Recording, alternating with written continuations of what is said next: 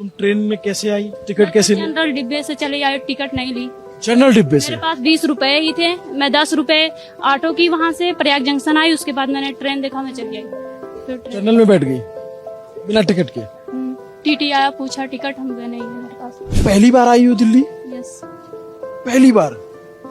बाप रे बाप। मतलब देखो, इस लड़की के जज्बे को दाद देनी पड़ेगी आपको कि सामान्य किसान परिवार की है, और ये देखी सोनम वांगचुक को यहाँ से ले जाया गया और इसने स्वतः स्फूर्ति ये निर्णय लिया कि मुझे वहां जाना है, दिल्ली के जंतर मंतर। इसके पास ज्यादा पैसे भी नहीं थे। जनरल डिब्बे में लड़की होकर के जनरल डिब्बे में आना, अगर आपने कभी सफर किया होगा तो आपको पता होगा कितनी ज्यादा भीड़ होती है। जिस पेपर में मेरा हो रहा है सिलेक्शन, वो तो लीक हो जा रहा है। लीक होने के बाद इंसान का मनोबल टूट जाता है। फिर घर की स्थिति, परिस्थिति, हम लोग किसान फैमिली से बिलोंग करते हैं। मोदी जी के इस्तीफे से भी कुछ नहीं होने वाला। मोदी जी तो झोला लेके इस्तीफा ले भी लिया तो चले जाएंगे, किसी आइलैंड को खरीद लेंगे। इतना माल वो कमा चुके हैं, अडानी, अंबानी, यूसुफ लुलू साहब जैसे लोगों के जरिए से। तो इस्तीफा नहीं, जेल जाना इन सब लोगों ने। और जब अच्छी सरकार आएगी पेपर बैलेट के माध्यम से, ये सभी लोग जेल जाएंगे। देश का लूटा हुआ पैसा जो है सभी कॉकरोचों में बटेगा बराबर बराबर का। तब नौकरियां भी मिलेंगी, तब देश भी खुशहाल बनेगा। मैं हरजोत सिंह बैंस, पंजाब का शिक्षा मंत्री, सोनम वांगचुक जी के हक में दिल्ली के लिए रवाना हुआ हूँ अपने विधानसभा क्षेत्र से, क्योंकि किसी शायर ने कहा है कि साहिल से सुना करते हैं लहरों की कहानी, ये ठहरे हुए लोग कभी बगावत नहीं करते। सोनम वांगचुक जी 21 दिन से हंगर स्ट्राइक पर हैं और जो इशू है वो हमारे बच्चों का भविष्य है। किसी भी स्टेट में या देश में कोई भी पेपर लीक नहीं होना चाहिए, चाहे वो किसी एग्जाम का है, किसी रिक्रूटमेंट का है, किसी जॉब के लिए है। ये प्रोटेस्ट पॉलिटिक्स के लिए नहीं है, ये प्रोटेस्ट पॉलिसी के लिए है। और चाहिए क्या था कि केंद्र की सरकार को कि आप सोनम वांगचुक जी की बात सुनते, पूरे देश के शिक्षा मंत्रियों को इकट्ठा करते और ये इंश्योर करते कि अब दोबारा कभी भी कोई भी एग्जाम लीक ना हो। पर किया क्या कि जो शख्स 20 दिन से हंगर स्ट्राइक पर था उसको ड्रैग किया गया, उसको घसीटा गया। किसी जानवर को भी ऐसे ट्रीट नहीं किया जाता। कारण दिल्ली का पुलिस कमिश्नर बदल दिया। कारण कि 20 जुलाई की कॉल थी चलो संसद की। और हाय दोस्तों, तो हम लोग फाइनली निकल चुके हैं जंतर मंतर के लिए। आप लोग देख सकते हैं पीछे और आसपास आगे भी कितना क्राउड है। तो सारे लोग जंतर मंतर जा रहे हैं और हम लोग केवल आजमगढ़ के हैं। हम लोग कुछ लोग यहाँ से आजमगढ़ के लोग आए हैं, अम्बेडकर नगर के आसपास के जितने जिले हैं सारे लोग से आए हुए हैं।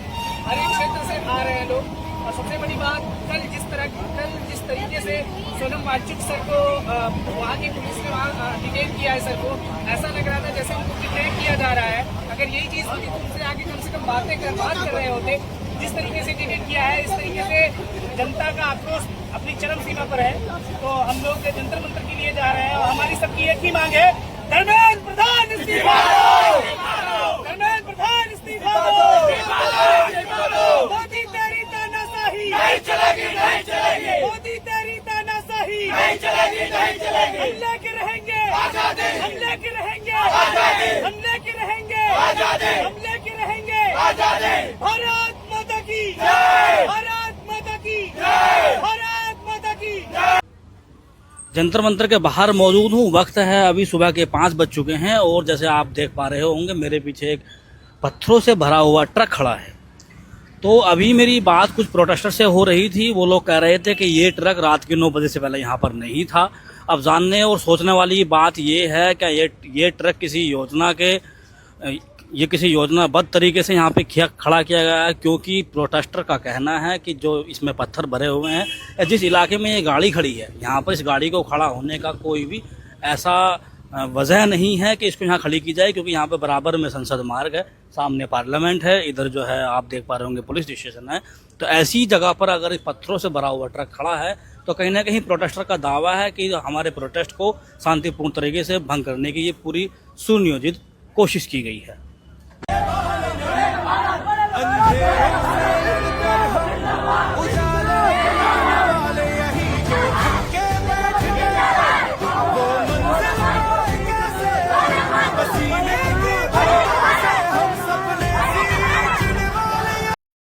भाई जो घर से नहीं निकले हैं उनके पास क्या बहाना है? आप लोगों के पास क्या बहाना है? भाई देखो, इन लोगों को देखो, देख रहे हो? तुम तो सही सलामत होगे ना? देखो इन लोगों को। ये धर्मेंद्र प्रधान जैसे लोग तो मक्खी मच्छर के समान है और कुछ भी नहीं है। असली जड़ है इस देश का गृह मंत्री और प्रधानमंत्री। उनका इस्तीफा मांगो, उन्हें उखाड़ के फेंको यार, सरकार को उखाड़ के फेंको। ये मक्खी मच्छरों को उड़ा रहे हो आप। दूसरा ये बताइए कि अगर उसने इस्तीफा दे दिया इस्तीफा नहीं तो क्या मतलब क्या बदल जाएगा? देना होता तो कब का दे दिए होते। अब आप समझ रहे हो बात। और तो अब क्या स्टेप क्या होगा? अगर हमने कोई आंदोलन शुरू किया और किसी वजह से हम सही दिशा में या सही लक्ष्य को लेकर नहीं चले, पर आज इतने दिन आंदोलन करने के बाद हमें दिखाई दे रहा है कि हमारा सही लक्ष्य क्या है, तो अब उसमें परिवर्तित कर देना चाहिए। अब छोड़ो आप धर्मेंद्र प्रधान के इस्तीफे को, अब सीधा इस सरकार को उखाड़ने की बात करो भाई। क्या स्ट्रेटेजी है? क्या स्ट्रेटेजी? तो ऐसे थोड़ी चौराहे पे बताऊंगा भाई मेरे। स्ट्रेटेजी तो बनाई जाती है, जो समझदार लोग होते हैं, एक ग्रुप होता है, क्वालिफाइड लोग होते हैं, जिम्मेदार लोग होते हैं, वो बैठते हैं और तब डिसाइड होता है कि क्या करना है। चौराहे पे स्ट्रेटेजी नहीं बनती।